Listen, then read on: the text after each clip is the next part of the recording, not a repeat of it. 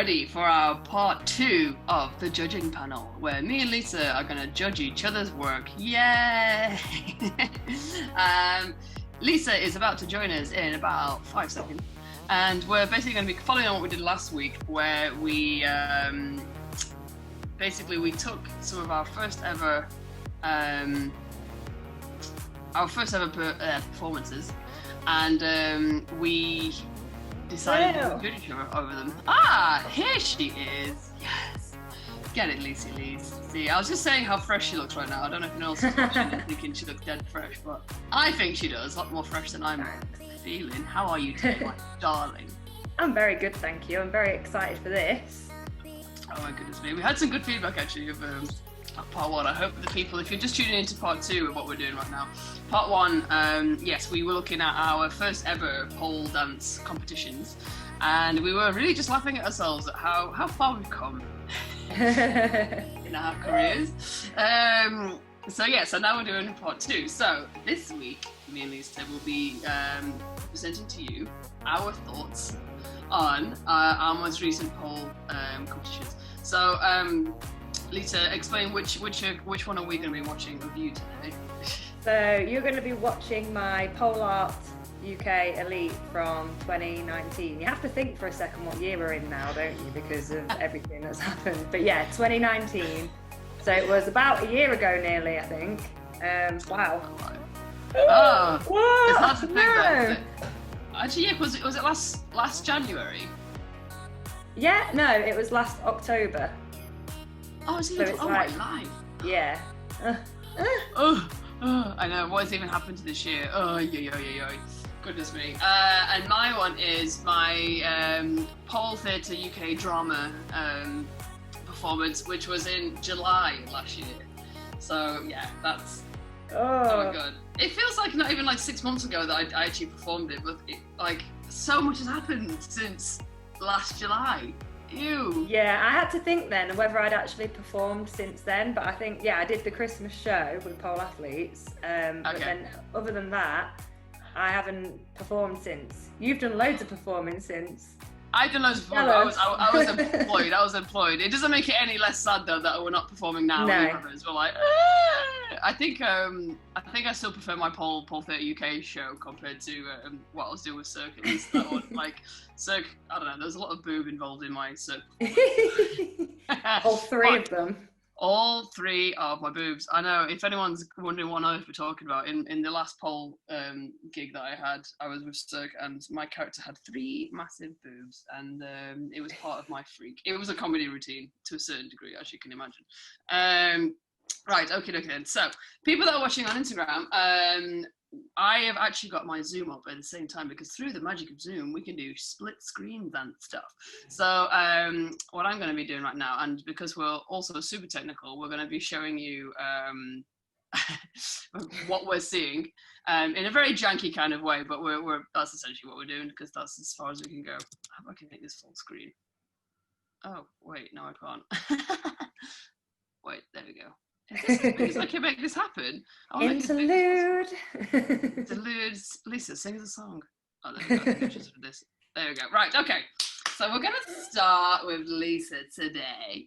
Any thoughts or feelings before we present? I guess I just want to explain, before this pole art, the year before, I'd had a really awful experience on stage, and I was doing really a really sad character before. So I decided that for the one that you're going to be watching, that I wanted to do something more upbeat, and I wanted to not be sad. So this theme, I guess, is all about joy and feeling joy, which I don't think a lot of people truly feel in their day-to-day lives. So my message was to people to try and experience a moment of joy, and also not to stop yourself from feeling joy, and let yourself be happy. So that is what my theme was about. You like it. It's so I feel like, especially with pole routines, unless you're doing comedy or something, we do tend to go for these darker stories, don't they? Which it's actually perfect that we're doing your one then, because yours is so optimistic and lovely, and mine is quite dark. Mine is optimistic. Good things happen in it, but it's still like... Yeah. So good. Okay. So Lisa will tell me to pause whenever she wants me to, and she can explain moments and feelings, and I can also pause it if I feel things are exciting and interesting. But this one should be the one of where we're just constantly in awe of each other, because these are in theory our greatest performances to date. So so say, okay, right. I'll put my sound on. Right, are we ready, Lisa? Are we ready? Yeah. Okay. So. Okay. I hope my. There we go. I think the filming of this is quite epic, I have to say.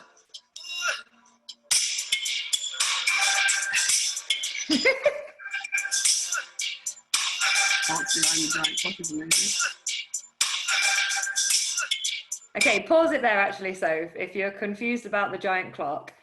So the giant clock... Well, firstly, actually, before you even that, where the hell did you get a clock that big from? Oh, I searched high and low on the dark web. It wasn't the dark web. I ordered it offline. It's amazing, actually, that clock. Do you still have it? Yeah. Anyway, sorry, go on. So the clock was to represent that we're basically every day we get up to our alarm, we get dragging ourselves out of bed, we don't really want to, and we're like slugging ourselves about, like trying to sort of get on with things. And I guess that's like the start of our misery, I suppose, because we're not even seeing the joy of the fact that we've just woken up and we're alive, you know? That's true. Yeah, so that's why I have a whole bedroom set up on the stage. Which that is honestly... Stacey wasn't too happy about that, I don't think. I was going to say, this is honestly one of the most elaborate sets, especially of you, that I've ever seen, like, for sure. That was a camp bed, 2 like little nest tables, some flowers, like a coat, some flower. The coat stand was the hardest to get around. Oh, because it's long. Oh my god, but yeah, so we've got, if you can see this, I don't know, like, so we've got the flowers over here, and we've got this is a very, like, if anyone does the GCSE drama, this is very, like, Stanislavski, like, all the things together gets to really get the scene. I mean, most people these days, well, they do have poles in their bedrooms or their living rooms, so, you know, it's a pretty true to life Also, when I get out of bed, I don't look as nice as this. That's never the case. So well done. And I never normally. Well, I wanted to feel pretty. I did think about this as a concept. I thought, you know, I could be all like disheveled, but I actually just wanted to feel nice on stage in my routine. So I just thought, you know what? I want to look nice. I want to look nice. All right, we'll continue. Let's go. Tell me what you're running from, or what you're heading towards. I remember this choreo, actually. I'm not sure about the bird's eye angle for this. No, it's not the best.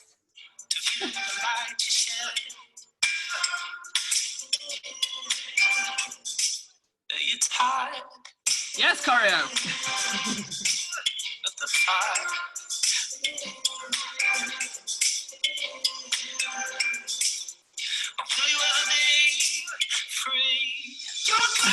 Okay, I'm gonna pause it for a hot second. What do you think I'm going to say about that? The jacket throw, for a start. Can I just say, there'd been a couple of times before the final like performance where, you know, when you're just starting to get in your head, I'd started not being able to get my jacket off for absolutely no reason at all. So like a couple of run-throughs before the final, I started getting into a bit of a mare about it. So, and I never used to take it off like that. When I was running it, I never took it off like that. So I think it was like the nerves. I remember you doing this in rehearsals. I'm seeing it like, this is I think it was the nerves. At this point, it's the beginning, so I'm still quite nervous. I've not like settled in to the routine. And I'm just thinking, don't fuck it up, just enjoy it. Don't spin too fast. Like oh my god, all the things. I think as well, the difference between like first ever performances versus like when you've actually done a few performances, like your brain goes from normal, this is my first time on the pole things, where just like don't fuck up, to I need to calm down now. I need to think better about this. Enjoy the show. Yeah. Almost like the Tesco kiosk voice, like, welcome to pole dancing. But yeah, I think as well for you as a performer, I feel like you are the kind of person where you need your first minute just to ground yourself, and then it's like, then it's something. I have to find my confidence on the stage. Like, it takes me a minute to feel confident. It's an alien space in his way, because if anyone's never done a pole competition before, like, yeah, you've got your rehearsal before, but unless you've actually taken a minute to like get on the stage and like really look at everything and like literally touch everything, you still don't get your like feeling on the stage. And then there's all these humans in there that weren't there before, and you're like, ugh! But anyway, right, good, okay, so let's see. So the warm-ups happen, we think now, and then we'll...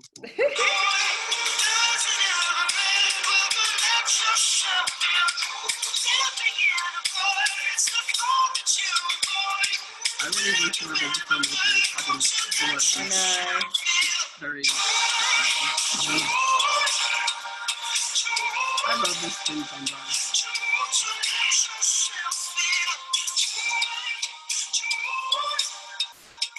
The fluidity is just like delightful. I wish I'd held that a little bit longer. Tell me when you pass me, that's how the incomplete. Will you never settle? And tell me if you ever touch that place we call it. They fucked the angles up on this. Seriously? Yeah, really bad. It looks so good from the front. Like, that is ruined. Like, that whole floor work bit I loved, and they took it from above. I was like, no, that needs to be seen from the side. Yeah, there's something about this as well. Like, so I'm sorry for people of pole art and organising for that. Like, yeah, you're gonna see it in my routine as well. There's moments where, like, if you're gonna make a camera change, just fucking change the camera angle. Don't blur it for 5 minutes, because you can't fucking see anything. It's like, what are you doing? I worked for months for this choreo, and now all you're doing is blurring it. Yeah. So please appreciate that this would be better from the front angle. But having said that, the flow is like ideal. And for the one thing as well, compared to your first routine as well, your flow in your first routine was still good. It was just new. It was still like moving, and it's just such a progression from that to the other one. And also, I do have to give kudos for good music choice, because this music is not the kind of music I would ever choose. It's not my vibe at all. Yeah. However, it's always good to have music that has lots of changes, exactly, like dynamics, and you've got like this nice flowy sound in the background, and you've got all this like little cliquey stuff. So it's like different things that you can like get your mind attached to as a choreographer to make it so much more interesting, which is like good. So good musical choice. Good music choice. Okay then, so let's try and make the angle better. Yes, booty. Why don't we look at your fucking content? See, I feel like there's a face in it. Yeah, I was definitely happy with it. You're like, yes, queen! Look how flowy that is. Oh my god, I have tingles looking at your face. Aww. I was so happy here. Yeah. That move. What is that called? This is thread through, I think. It's such a really yeah, it's half Oh, I love this bit as well. It just makes such a difference to the shape of everything when you smile. Like, your entire body lights up. It's so good.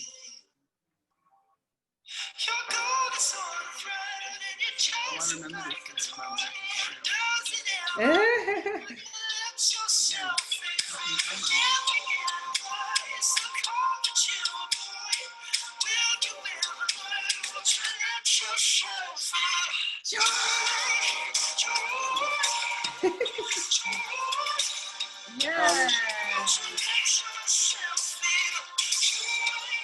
Look at that. There's so much energy coming out of your body, like from your feet to your head. It's like such a beautiful moment.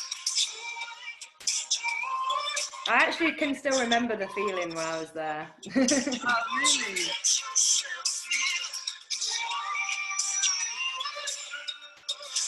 Look how ready you are! This is a bit terrible, but I didn't really care at this point.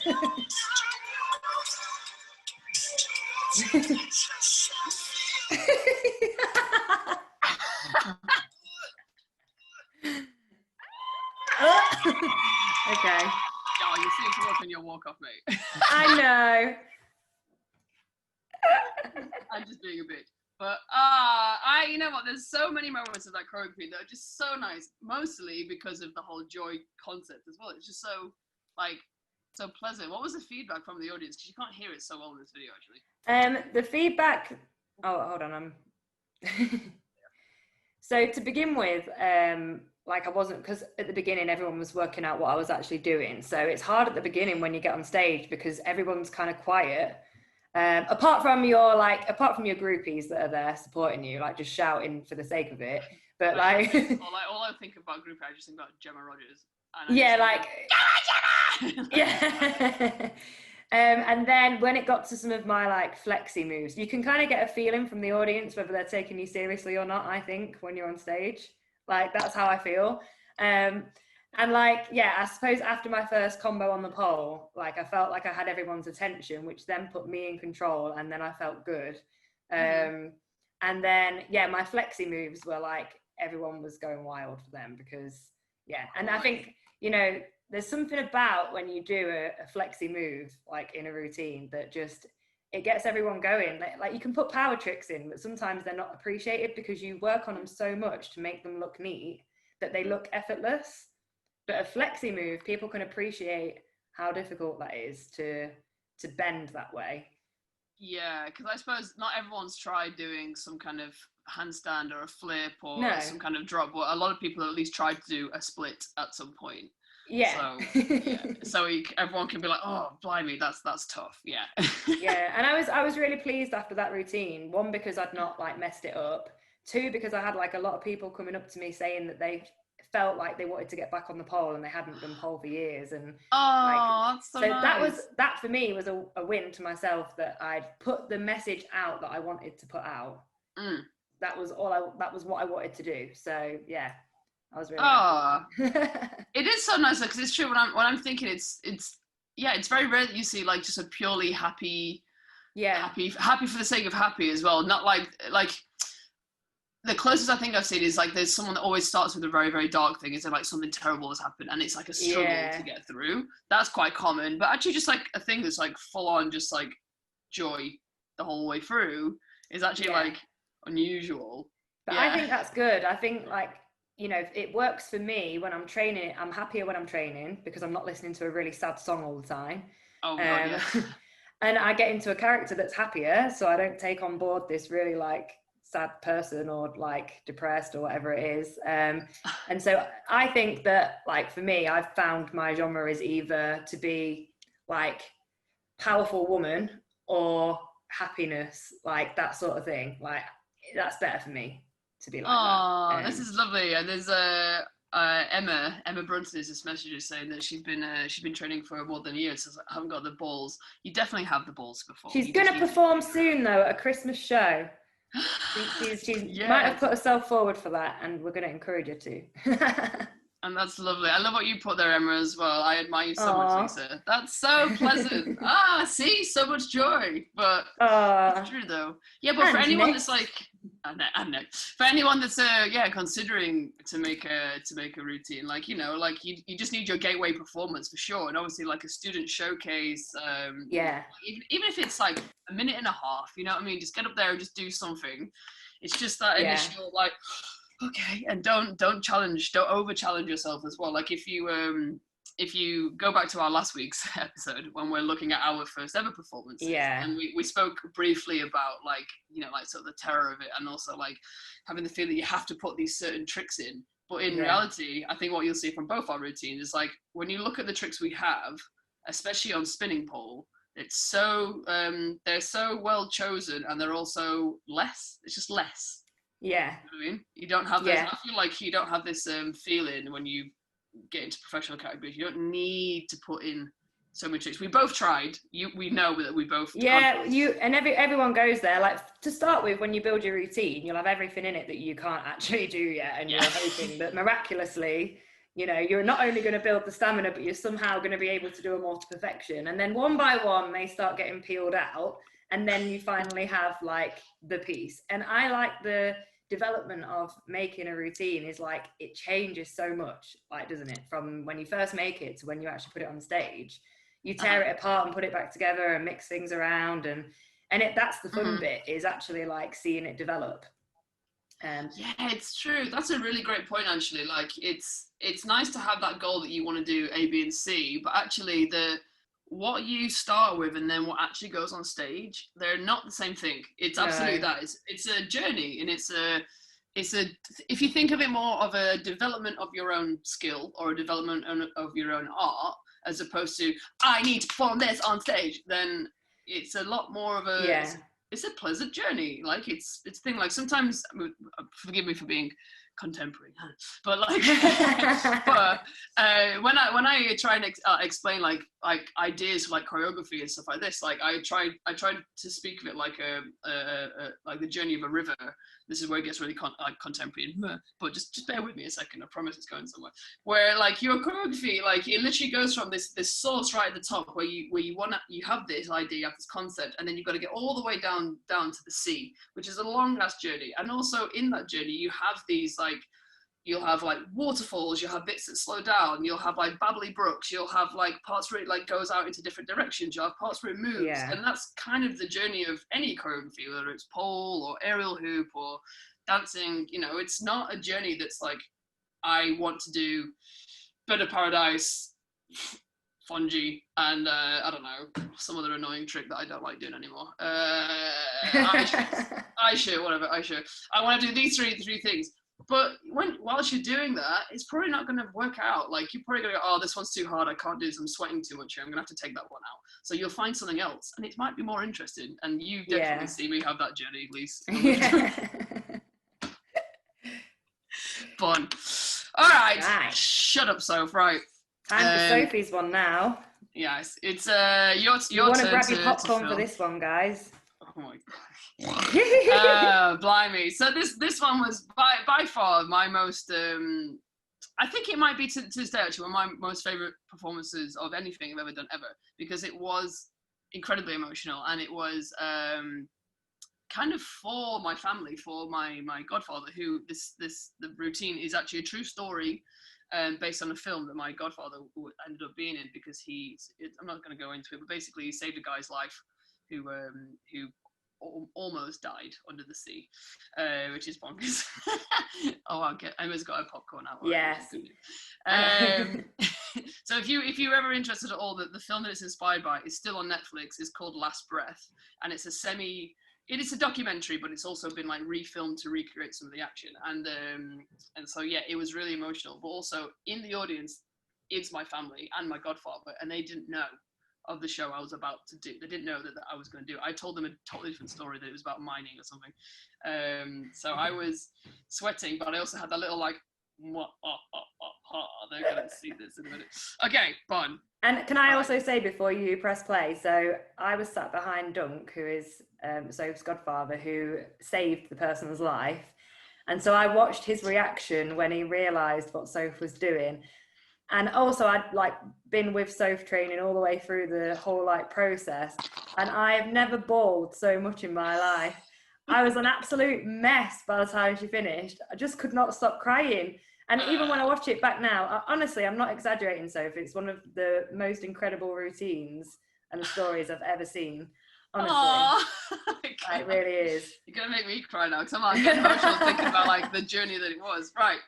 Okay. So let's turn my camera around so that you can see her in all of her glory.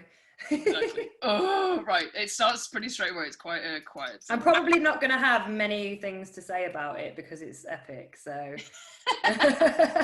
I'll just tell you moments where I was just absolutely bricking it. But anyway, let's go. Hopefully you can hear it.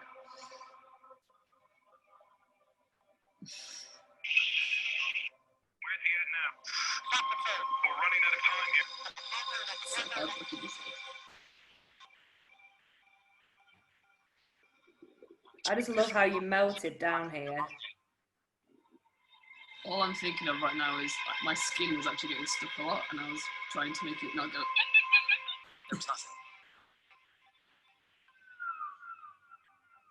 I was completely annoyed. We can't give you any slack. Hang in there, buddy.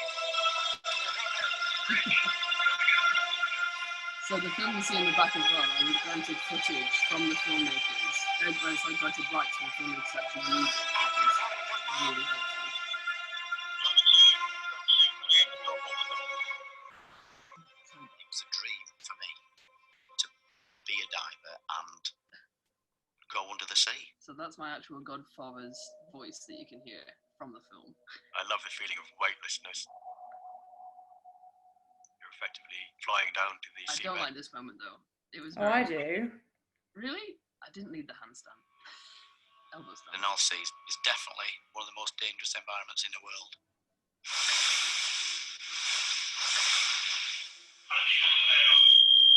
I was always worried about this choreo. Thinking, oh, I hope they're not giving me a noise that I'm not doing that.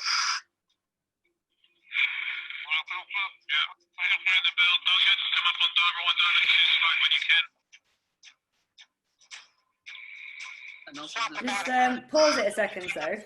Yeah.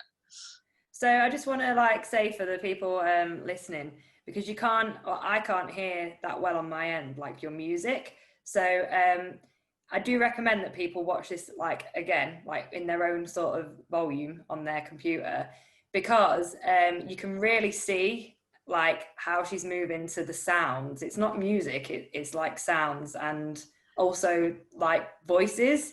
And also like there's a reason for the way that you're moving here, so which you might not get if you're just watching it like on the Instagram video, if that makes sense. So yeah. Possibly. It's one of those things where like I had to sort of judge whether the guys in the actual judges of the competition would be okay with me being messy so much and like moving around in ways that are kind of not seen that often. Yeah, we had loads of conversations about this, didn't we? Because I was like, well, you are being messy there, but you needed to be messy because that was the point of it, is that you were struggling. That's so you're supposed to be looking like you're struggling. Yeah, exactly. Because that is like, that's why. Yeah, because this point in the story is like the guy is attached to, he's got stuck under the sea because he's got his like what's it called, like umbilical it's called cord. An umbilical, his umbilical, which is actually where his air is coming from, his wrapped around a structure. So I was trying to present that, but then I was worried, but in the end I was like, well, I've made it now, so you got to go for it. That's good.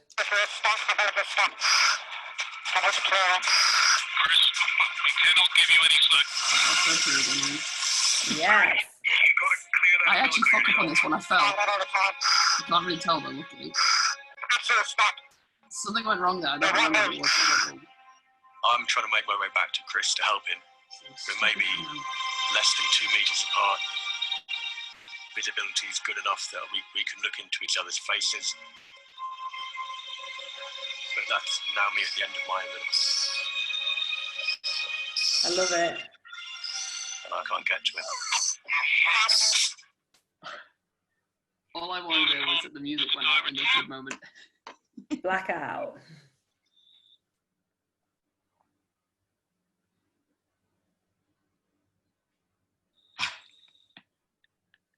It was so powerful. My eyes are generally closed at this point as well because I wanted it to look real that I'd discovered the pole. I can remember it becoming harder to breathe. And Harder ironically, to suck down the air that you want. it was harder to breathe at this point. I was thinking, fucking hell, I'm nearly done. I was explicitly aware of what I was about to lose. This for me was like the most important part of the thing. I remember This feeling moment. it was coming.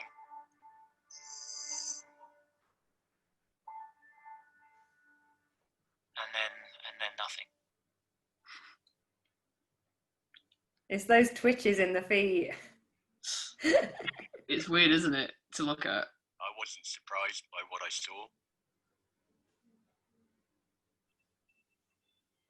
But I'm there to do my job and do what I'm told to do. So this part in the routine is the part where I'm thinking, okay, I've got 1 minute I wasn't left, thinking this is Chris Hammond. and all I have to do is play dead.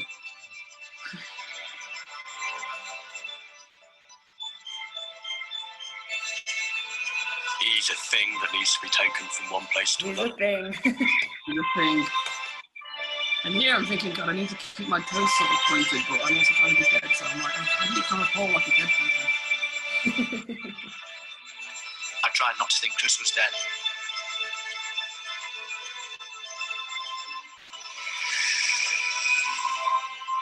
I gave him 2 deep breaths.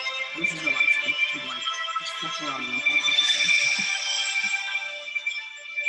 I am just hoping with everything I've got that I can bring him down, that I am going to make him breathe again.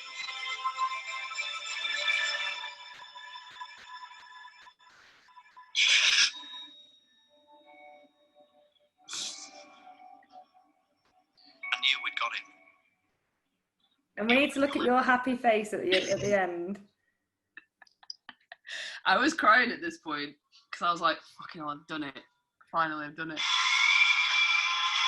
I'm actually crying, yeah. Oh, it makes me feel emotional every time I watch it. Actually, you know what though? I don't know. Everybody needs to go and watch Last Breath. Seriously, like it's an amazing film, anyways. But go watch Last Breath and then watch that routine again and tell me that you're not crying. Seriously, like viewers of the podcast, please do that. Okay, that is your job. I'm telling you. You've got like, one thing to do today. That. Yeah. And the thing is, right? So I'll explain a little bit more about the film. So basically, when I Pole Theatre was in July, and I knew that I was accepted in February. So I was like, great, I've got like thanks, Emma. I was like, okay, I've got like 4 or 5 months to sort of like really plan some stuff. And originally, I hadn't seen the film or anything like that. I just knew that it was happening at some point. And my original plan was to do a completely different routine. Again, I wanted to do an emotional story routine, and it was originally going to be about like my family, but the miners of my family and all this stuff. I had another very like dark emotional story plan. And then I started to kind of like plan concepts and stuff. And then that film came out in like April. And actually, so it was going to come out in April, but because it was my godfather, I asked, like, oh, is there any chance I could get like a secret one? And he's like, yeah, I've actually got like the link to the pre-premiere one. So I watched it alone with my headphones on my laptop in like this really kind of slightly spooky house that I was living in Romania at the time. Oh my God. I'm not kidding. I was like, yeah, the film is really gets you, doesn't it? Like it is. Oh my God. It's so well done, the film, because basically what they do, no spoilers in the story, but like what they do is they have original footage from the incident at the time. They recreate things with the guys, so with my godfathers, who was actually being an actor in this film, and then they also do interviews with the people involved so that you can get their opinion on it. And it's absolutely the most like heart-wrenching thing, because the build-up of it is like it builds. It talks about their families and what they can lose, and all this, and all the camaraderie as well between all the. I get goosebumps. I'm literally got goosebumps thinking about it. Like you just can't forget that film, can you? It's like, it's stunning. And the other part of it as well was like the music to it is just unbelievable. Like it's so perfect. And I basically, because I was obsessed with the idea, I managed to get the director and the producer of the film, their email addresses. I got in touch with them, had a phone call, told them that I wanted to make a pole dance routine out of it, and they were like, okay. Because it sounded so bug. And I explained that I was related to him and stuff. So they gave me rights to use some of the film. And then I was like, is it at all possible that I can get in touch with the composer? Because I really want to use the original music. And again, explained what the hell I was doing. And the guy is called Paul Leonard Morgan. I was thinking it was probably just like, I don't know, a composer from England. Oh, no. This guy lives in LA, in Hollywood, and he's doing he did like the music for Limitless and stuff like this, and another thing called Dredge. And he's like this amazing movie composer. And again, he gave me the full rights to the album, which is ridiculous. I think I was one of the first people in the UK to have it. And it was one of the most wonderful things ever, just to walk around with his music in your ears. That was just so emotional that I would literally be listening to the music, planning the routine, and I would cry. I always take Axel for walks, and I usually plan my routines as I'm walking Axel, and I would literally be on the street This will be a really good bit. This will work. This will totally work. And you had to do so much editing as well, didn't you? Like, I mean, God, the film. the way that I don't know how you did that. Like, you are actually a technological genius. So, like, honestly, like, what the fuck? Because you like chopped so many bits, didn't you? Like chopping and changing, and didn't you also change your editing like after a bit as well? I'm sure you like changed it a bit because you wanted the routine to be a slightly different way, and you kept just telling me you were changing it. I'm like, okay, like. If that doesn't freak you out, then you go ahead. Like, yeah, I had to tell the story of the actual story is so long anyway. But like the film, I think is an hour and a half, I suppose. And though I had to tell that entire story in 5 minutes, so I was like, right, what are the major details? And I think this is relevant again to anyone that wants to tell a story for any reason, actually. And you've got a time limit of like 5 minutes. Is like you just need to choose the most emotional and the poignant parts. We need to know that for example, we're in the sea. It's dangerous. Something happens. Somebody dies. They get saved. That is essentially the story, right? Like, that's, and all I was thinking about, okay, like I need a minute for this, I need a minute for this, and I need a minute for this, and then what can I do? Because you've got the sound and you've got the visuals. But there was one comment on my comment card which really hurt my feelings, and someone had written that stuff that I had in the back was too distracted to what I was doing on stage, so they marked me down by about 2 marks, I think. And it was one of those things where people were coming to me like backstage and be like, I think you're going to win the overall winner. And I was like, no. Like, if I win my category, I thought that you might. Like, it was, the whole room was silent. Like, and that's what you want, because everyone is so captivated in what's happening. Like, you know, everyone in that category was incredible as well. But yours was like, the story and your acting. I think your acting in it really like meant that you got connected to what you were doing, because your face and the way that you were moving and everything was so different. Probably, I thought that you had a good chance of winning overall. I thought that I was hoping so, and then sort of looking back at my marks, like my marks were really, really high, and there was one person. You could have been close, like you were probably super, super close. That was that year though, where Adam Lynn and Alberto, they were joint winners. Oh, so yeah. Maybe it was just like a weird close year actually, because both their pieces were fantastic in the comedy category. But, yeah. Oh my goodness, I do love that piece actually. It's one of the few ones I look back on, and I think it's one of those ones I look back on and think I did the best I could. It was really, honestly. Oh my god, you put so much work into that. Like, it was amazing. Well, yeah. How much? I was so excited to watch that on stage. Like, I was like a kid at Christmas the night before. But I also felt nervous for you, because really? I knew how much you put into it. It was like, oh my god, she's going on now. I was like looking at the time all day, like, oh, yeah. nearly there. It was absolutely a passion project for sure. I would imagine, like, is this the same for you, Lisa, especially for the Joy one as well? How much of your creation of your routine do you consider what you want the audience to think? If that makes sense, like, you know, when you're making it. Yeah. Are you thinking about you, or are you thinking about what you hope the audience are gonna feel? No, obviously I'm like playing to my strengths of my movement, like things that I can do. But then with everything that I put in, I do think, like, you know, how is that going to be perceived with regards to my story? Like, is it relevant? And I think you taught me, like, a lot of that is looking through the routine and thinking, like, why am I doing this? Like, why? Like, yes, what part of my story is this actually telling, or is it just there for like the shits and giggles sort of thing? Yeah, for me, now you're saying it out loud, I'm like, oh, it's true, I've definitely said that too. But having said that though, you've said that to me though. You even did it to me last week. I was like, why is that? Was it like a cartwheel or something? What did I do with it? What was it? It was the walking out thing. But you'd put that there for the shits and giggles. Yeah, exactly. But it's, again, relevant tools, like when you're making. But this is all stuff that you learn the more that you do comps. Like, you're not going to know all of these things when you first start doing it, but it takes a bit of time, doesn't it, of, like, you know, being on stage and also like making things, like making routines. And it depends what your background is as well. Like, I mean, obviously I come from a really like theatre background, and like you know, even at school, like even if you didn't do drama at school, something like that, if you did like A-level drama or something like this, like it will make a difference of the way that you will make stuff.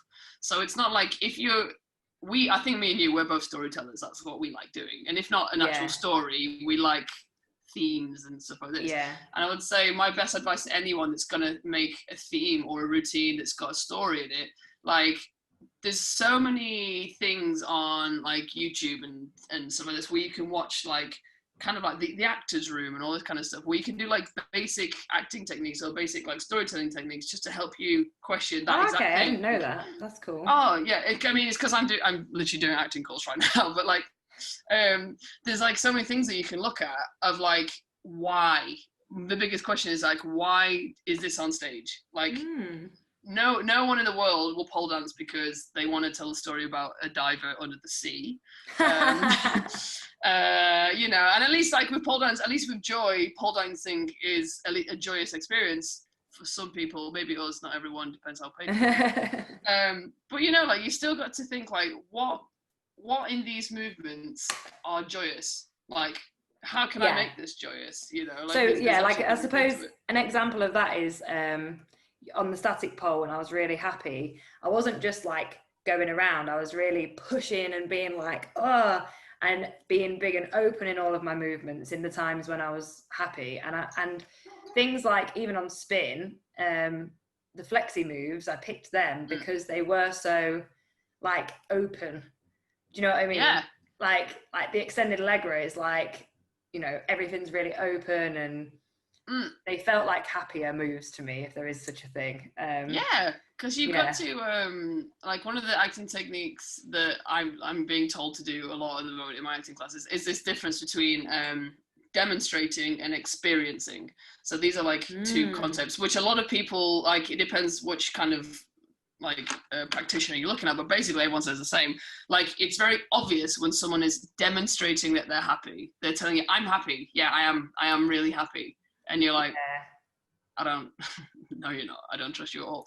And but the experiencing is like we're like right now we're literally being told to like find a memory in your head where you literally just like you smile anyway because you're just like and that's the thing, like it's straight away you can see it, and with yours, Lisa, it's so obvious. Like you know when you actually smiled on your static combo, it's suddenly like we believe you because we know that you're genuinely having a nice time and it's real and suddenly your entire body is like lit. Whereas the moment in the end where you throw the flowers in the sky where you're happy is less happy, ironically. Yeah, no, actually, I'm really glad that you pointed that out because there's something about the end bit that like I like it because you know it's I like a good ending because but every time I watch it, I think that is perhaps what makes me cringe a little bit about it is that it's almost forced happiness. Yeah. Like, yeah. No, you've hit the nail on the head there. Like, that is exactly, I suppose, what it is. I am trying to show. I think the flowers came into it because it was like something natural, like earthy that's grown. And the fact that the flowers, I don't think anyone really noticed this, but the flowers had been there all along. But at the beginning, I hadn't noticed them because I wasn't experiencing any joy. Like I wasn't allowing myself to see the joy that was there in front of me. There was concept behind it. Yeah, like the flowers were there all along. Like things around us are here all the time that we don't notice that actually can bring us joy. Like that's what the flowers were for. But it was hard to kind of get that. I found that bit. It changed. It was supposed to be a box under the bed that I pulled out, and then it was supposed to be something else. Then it was the flowers. I like got quite stuck on getting that concept across. And I was running out of time in my routine as well. Like you've got to fit everything in, haven't you? Like, yeah. So I get, yeah, exactly. Because it was a beautiful moment, but I guess it's one of those things like, I can imagine you in your real life, Lisa, go like having something really good has happened. I can genuinely imagine you running into your house and be like, yay! And like throwing something like on the bed or something. I can imagine you doing it, but I guess it's one of those things like if it was Lisa and I'd just been told I'd won the lottery and I had a bunch of flowers in my hand, how would Lisa do it? And it would probably be like, like you'd be like, do you know what I mean? Whereas the way you're doing it, things I need to show that I'm happy, so I'm gonna go. And it's just like it's the same in my routine. It's like a sad thing. It's like I think the most genuine part of the routine, to a certain extent, is the moment like when I'm dead, because like it's all I know is at this point is, for me, it was the most emotional point where I'm trying to play a dead person, and I'm also getting to the end of my routine where I just feel this massive sense of pride towards my and that was a godfather. fucking hard trick to hold for all that time as well. Like this, yeah, and it's just you one were of those there things for like. ages. Because on one side, one thing about pole dancing, which I guess an actor would never understand really, is that somehow you've got to have this rigidity in your body where you're able to complete a trick whilst perform an emotion. Yeah. And it's like, it doesn't make sense because your body's doing one thing and you're actually doing something else. So, but I remember that routine, that moment, because all I could think about was like how upsetting it is for death. Death is upsetting. It doesn't matter what it is, and unfortunately, like a lot of us around my age, we've had an experience of death in our life somewhere. So all I really had to do was get to this position, know it's there, and also know that my godfather was going to be there. And I was trying to relive his emotion, thinking, I think my mate's dead. I think he's dead. And it was so not hard, because suddenly you got a strength in you that you could just keep it. And all this like the emotion of like twitching, it was almost easy to do because I was feeling it 100%. And also for me, that was like the full stop in the routine. If I could get to that part, then the rest of the show is just so much easier. So for me, that moment is the most genuine experiencing moment, because it's sad, and I knew that there's no way that someone wouldn't be able to see that I was dead. You know what I mean? I think. But there's a couple of moments before where, when I'm trying to find, like, when I'm trying to play that I'm under the sea and I can't see, I close my eyes to help me experience what it's like to be lost. Yeah.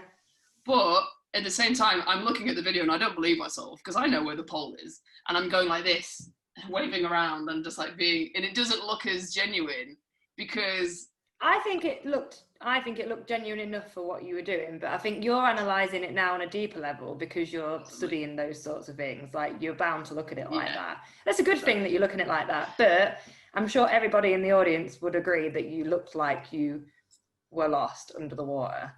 Yeah, possibly. I mean, I don't know. I do remember doing this in the studio, and also I'm going douche and really hitting my elbow in the in the pole and being like, "Ow! Have a bit of your eye open, just a little bit." I suppose it would have been like, whilst you're on the stage as well, it's like you want to be lost, but you don't want to actually get lost because you don't want to fuck up the rest of the routine. You're like, I want to be lost, but I need to actually not be as well. Could you imagine if I'd just fallen off the stage or something? Like, you just carried on, like, no, back a bit, back. To your left. Oh my god, the embarrassment. Right, anyway, that's it. That's all we have time for today. I hope that guys that are watching, you found this very useful. I really enjoyed it. So I've really enjoyed doing these ones. Yeah, maybe we'll find some other ways that we can do this as well. Actually, maybe I'm sure we've got training videos of us like actually being rubbish in the studio, which maybe we can, a compilation of what we actually do in the studio versus what you think we do in the studio. But true, it's been fun. Have wonderful days, everybody. If you have ideas for other Instagrams that you would like to see us do, especially if we're talking about competition and making things and how to experience things, then please send us some messages. We would love to hear back from you, because also we're kind of running out of ideas for our midweek mingles now. It's been lockdown, it's just getting longer, isn't it? Like, what on earth are we talking about? Yeah. We're back in. We're going to have to make like isolation motivation part 2, because apparently, I don't know if you've seen the UK, it's all happening again.